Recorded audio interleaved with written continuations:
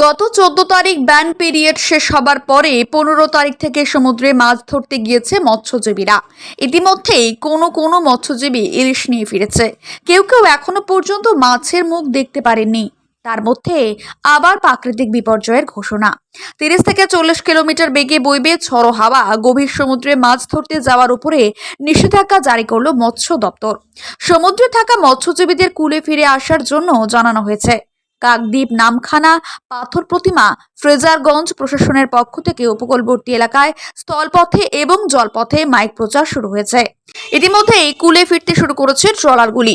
নিষেধাজ্ঞা আজকেই এসেছে।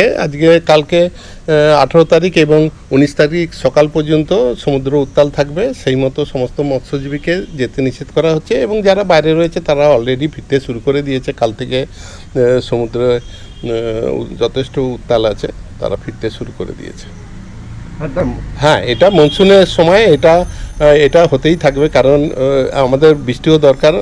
আর এই সময় হতে থাকে, যখন খারাপ থাকবে আবার কাল পরশু করে আবার ট্রলারগুলো বেরিয়ে গেলে মাছ ধরা পড়বে নিশ্চয়ই। আমরা আশাবাদী সমস্ত যে এগুলো থাকে, যে ওয়েদারের যে এগুলো থাকে সব ঠিকঠাক রয়েছে, মাছ আমরা পাবো। তো 1-2 দিনের জন্য ওটা কিছু নয়।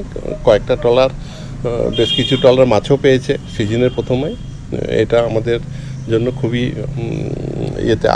আশা করছি আমরা এবছর মাছটা পাবো। বৃষ্টির জন্য কি মনে হয় আরো ইলিশ হওয়ার চান্স? হ্যাঁ, বৃষ্টিটা খুবই দরকার হয় ইলিশের জন্য। শুধু একটা বৃষ্টি নয়, আরও কিছু প্যারামিটার থাকে, বাতাস, বৃষ্টি, পাহাড়ে বৃষ্টি, এইসবের জন্যই ইলিশ মাছটা থাকে। এবং যে ইলিশ মাছগুলো এবারে প্রথম ট্রিপেই দেখা গেছে যথেষ্ট সাইজ ভালো আছে ওগুলোর, তো পাওয়া যাবে। আর 18 তারিখ 19 তারিখ পর্যন্ত আমাদের ওয়েদার খারাপ থাকবে, তো এরপরে আবার নতুন করে বেরোবার চেষ্টা করা হবে। কি নাম আপনার? সতীন পাত্র, সুন্দরবন সামুদ্রিক মৎস্যজীবী শ্রমিক ইউনিয়ন সম্পাদক।